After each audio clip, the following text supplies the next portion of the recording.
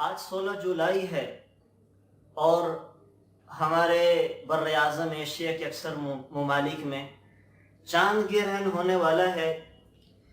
یہ چاند گرہن کوئی آج سے نہیں ہوتا، سورج گرہن بھی یہ کوئی اس زمانے سے نہیں ہوتا، بلکہ جب سے اللہ نے سورج اور چاند بنایا ہے، چاند کو بھی گرہن لگتا ہے، سورج کو بھی گرہن لگتا ہے، اور اللہ تعالیٰ یہ گرہن لگا کے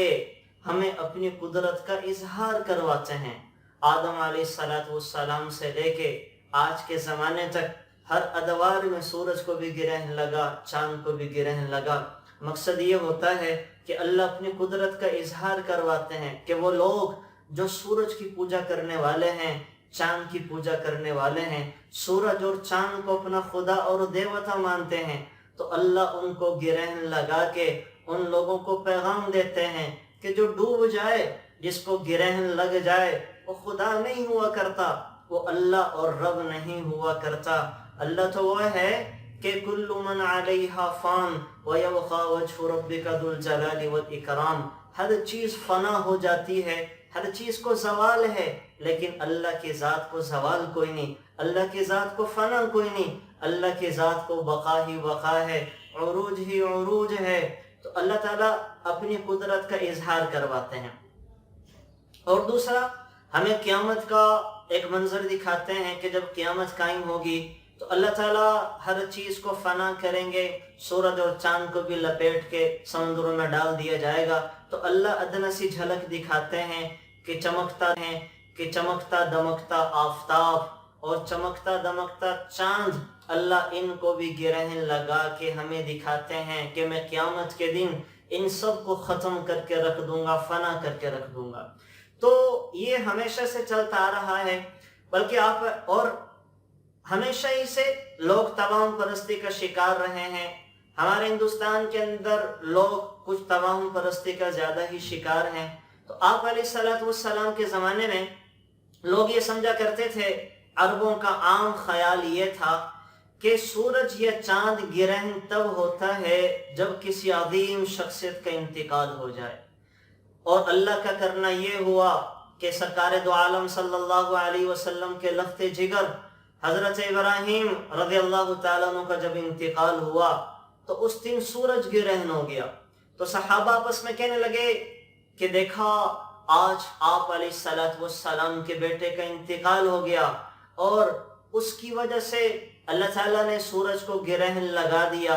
تو آپ علیہ السلام نے جب صحابہ کا یہ خیال سنا تو منبر پہ تشریف فرما ہوئے اور سارے صحابہ کو جمع کر کے فرمایا کہ سنو، غور سے سنو، ان الشمس والقمر آیتان من آیات اللہ لا ينکسفان لموت احدہما فاذا رأیتموہ فقوموا فصلوا۔ لوگوں میری بات کو غور سے سنو،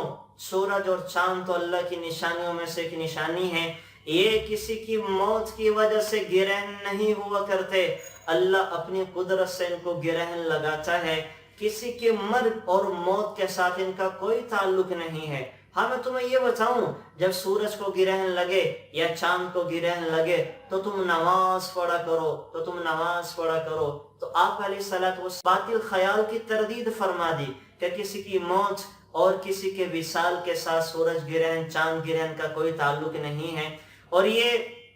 توہم پرستی چلتی ہمارے معاشرے میں بھی آئی، اور ہندوؤں کے ہاں سے ہمارے ہاں یہ توہم پرستی منتقل ہو گئی کہ لوگ یہ سمجھنے لگے کہ جب چاند گرہن ہوتا ہے یا سورج گرہن ہوتا ہے تو ہمارے معاشرے میں دو قسم کے لوگ بن گئے، اور دونوں بہت ایکسٹریم پہ چلے گئے۔ ایک تو سورج اور چاند گرہن ہونے کے وقت ان نظاروں کو دیکھتے ہیں، سمندروں پہ جا کے سمندروں کے کنارے سورج گرہن کا منظر دیکھتے ہیں، اور اپنی بلند و بالا عمارتوں پہ چڑھ کے چاند کے گرہن ہونے کا منظر دیکھتے ہیں۔ اور دوسرے وہ لوگ ہیں جو گھروں میں قید ہو جاتے ہیں، اپنی عورتوں کو، حاملہ خواتین کو، پریگننٹ عورتوں کو اپنے گھروں کے کمروں میں بند کر دیتے ہیں کہ کوئی کام کاج نہیں کرنا، آرام کے سوا کچھ نہیں کرنا۔ وہ لوگ یہ سمجھتے ہیں اگر حاملہ عورت نے کوئی کام کیا اور کام کے دوران اس کو کوئی نقصان پہنچ گیا تو پیٹ میں پرورش وانے والا بچہ اس نقصان کے اثرات لے کے پیدا ہوگا۔ ہمارے معاشرے میں اور ایسی عورتوں کو جو امید سے ہوں، جو حاملہ ہوں، انہیں چھری نہیں دی جاتی، لوہے والی کوئی چیز نہیں پکڑائی جاتی۔ عورتیں یہ سمجھتی ہیں اگر حاملہ عورت نے چھری پکڑ کر کوئی کام کیا اور اسے چھری کا زخم لگ گیا، چھری نے نقصان پہنچا دیا، تو وہ بچہ اس نقصان کے اثرات، چھری سے لگا زخم جو ماں کو لگا ہے، بچہ وہی زخم لے کے پیدا ہوگا۔ تو آپ علیہ السلام نے ان باطل خیالات کی تردید فرمائی کہ ان چیزوں کا اس کے ساتھ، اسلام کے ساتھ کوئی تعلق نہیں ہے۔ اور اسی طریقے سے بعض لوگ یہ سمجھتے ہیں کہ چاند گرہن، سورج گرہن کے موقع پہ وہ کوئی کاروبار نہ کیا جائے، سفر نہ کیا جائے، سفر کریں گے تو ادھورا ہوگا، کاروبار کریں گے تو برکت نہیں ہوگی، نقصان ہوگا، شادی بیاہ ایسے موقع پہ اس کی تاریخ نہ طے کی جائے۔ تو میرے بھائیوں بہنوں، یہ ساری توہم پرستی ہے جو ہندوؤں کی طرف سے ہم میں منتقل ہو چکی ہیں۔ آپ علیہ السلام نے تو ہمیں روشن پاکیزہ شریعت پیش کی ہے، اور ہمیں ایسے موقع پہ صلاۃ کسوف اور صلاۃ خسوف کا طریقہ ہمیں دکھلایا اور بتلایا ہے۔